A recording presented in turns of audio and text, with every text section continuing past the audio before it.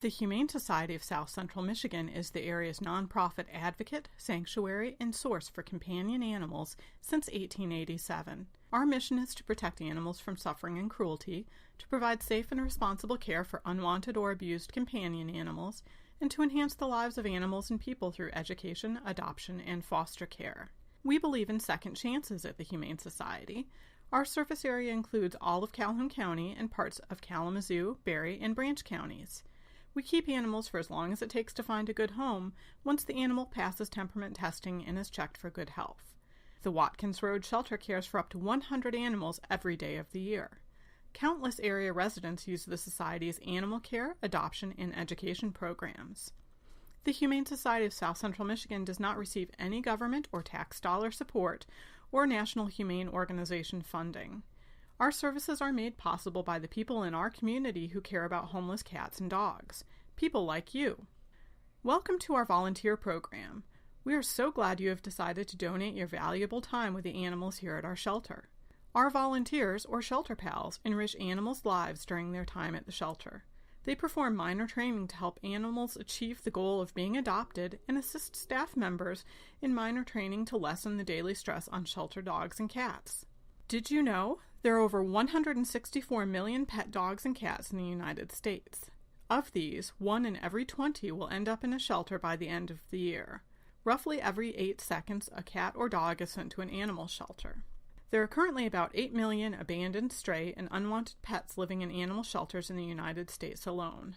Roughly 5 out of every 10 dogs sent to an animal shelter will be euthanized. Each year, between 3 and 4 million dogs and cats are put to sleep in shelters across the United States. Only 15 to 20% of dogs who enter a shelter are returned to their owners. More than 25% of shelter dogs are purebred. Nearly 35% of dogs are purchased from breeders or pet stores. On average, only 10% of pets brought into shelters have been spayed or neutered. The cost of spaying or neutering a pet is less than the cost of raising a puppy for 1 year. The National Council on Pet Population Study and Policy found that the number 1 reason why dogs are relinquished to shelters is because the owners are moving. The number 2 reason is landlord issues. Pets relinquished to animal shelters have been found to be more likely to be intact, younger, and mixed bred than pets kept in homes.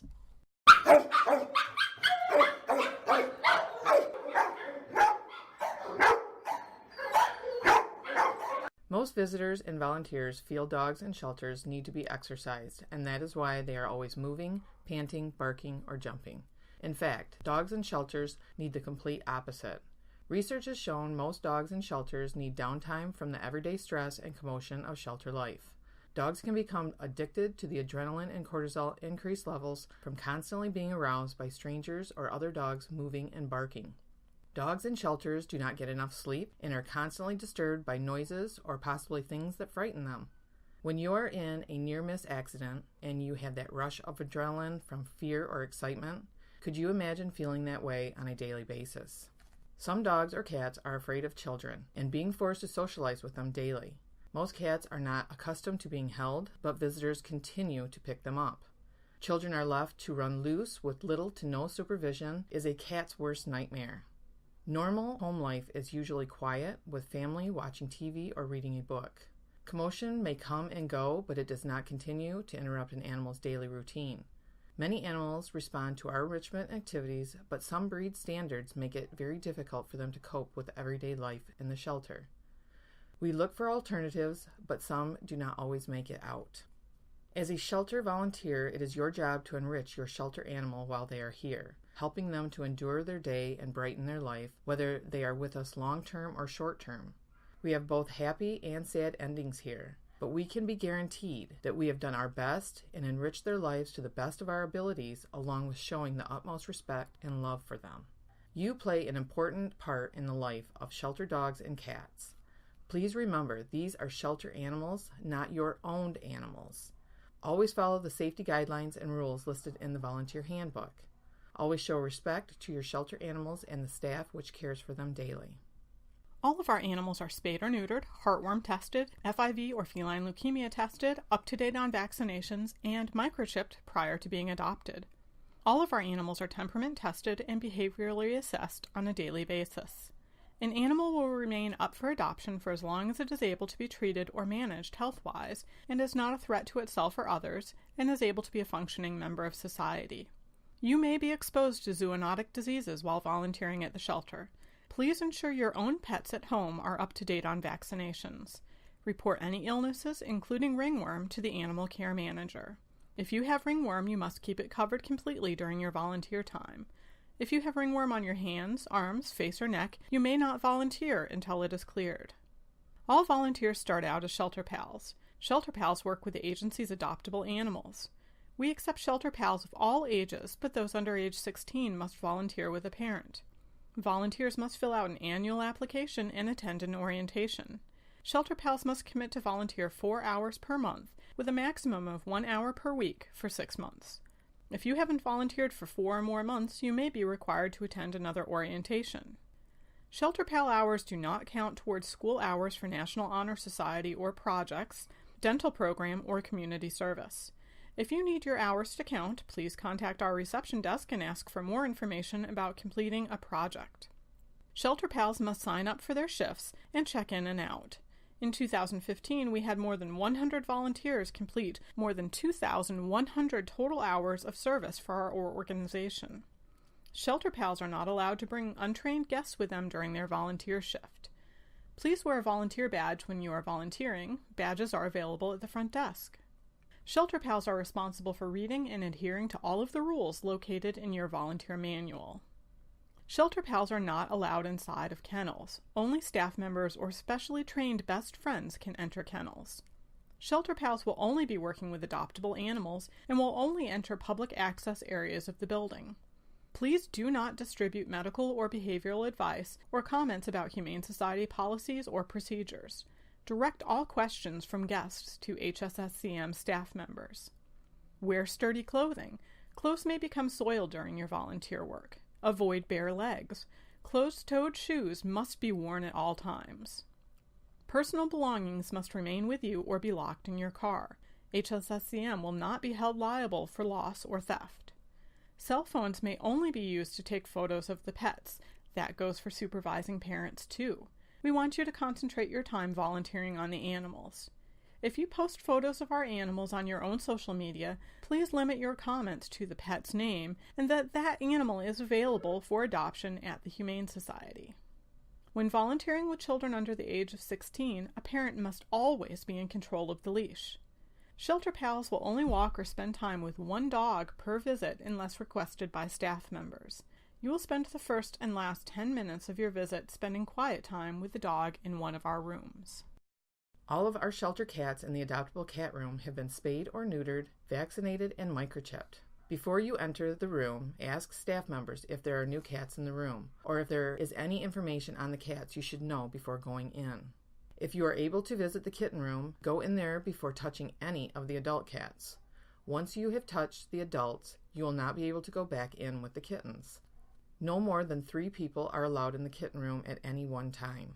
Do not let the adult cats into the kitten room or the kittens out. And do not let the cats out of the timeout cages. Do not pick up the cats. Sit down on the bench or on the floor and let them come up to you. You can spend time reading to the cats, playing with wand toys, or brushing them. If a cat throws up, please let a staff member know which cat it was, and if it looks unusual at all, please help us by cleaning up the cat vomit. Please spend time with all the cats, not just your favorites. Some of our shy cats may not solicit attention, and they really need that. Ensure that you use slow, gentle, easy movements and quiet voices with the cats. An open cat room can be a very stressful environment. If you notice guests behaving improperly, throwing toys, chasing the cats, or yelling, you can ask them to stop, or you can alert a staff member. All children must be accompanied by a parent in our cat room. Always use caution and watch the cat's signals. Avoid cat scratches and biting by paying attention. If the cat room is crowded, please leave the room so that the staff members can attend to potential adopters. Remember, cats can get into your bags, purses, or coats. If you do not want your items clawed, chewed on, or possibly urinated on, please lock them in your car. All of our shelter dogs in the Adoptable Dog Area have been spayed or neutered, vaccinated, microchipped, and are on heartworm preventative. Public safety is very important to the Humane Society staff members. Don't get bit. Use caution when approaching a shelter dog. These animals are in a stressful environment and they may be scared. When approaching a kennel and a dog is barking, turn your body sideways as you approach. Try not to make direct eye contact. This can make a dog uneasy. It's best to look at their shoulder or their ear. Slowly reach the back of your hand for the dog to smell. Never ever reach your fingers into a dog's kennel. That can be dangerous for you and dangerous for the dog should something happen. If you approach a dog's kennel and it does not stop barking or appears upset, please move on to another kennel or ask for assistance. Staff members will assist you with selecting a dog to walk. Let them know if you have a preference or physical limitations that might prevent you from walking a large dog or a dog that pulls on a leash. After you have identified the dog you will work with, a staff member will bring the dog to the meet and greet room or viewing room. You will spend at least 10 minutes getting to know the dog, calming, petting, and brushing, and this is a very valuable bonding time. Please clean up any mess that is made during this time, brush up hair, clean up urine or feces, and pick up the toys. A clean working environment is very important. Volunteers exiting the facility with a dog for outside playtime must assure no other dogs are in the lobby bottleneck area. You will spend at least 40 minutes outside in the Curtis Whitaker Dog Park with your shelter dog. Please ask staff members if there are any restrictions for your shelter dog before exiting the building. If there are no restrictions and there are no other dogs in the fenced-in area, you can play with your dog off-leash. Ensure both gates are closed before removing the leash. If you have difficulty with your dog in the park, please call a staff member immediately. Dogs may be walked on leash only on our trail system.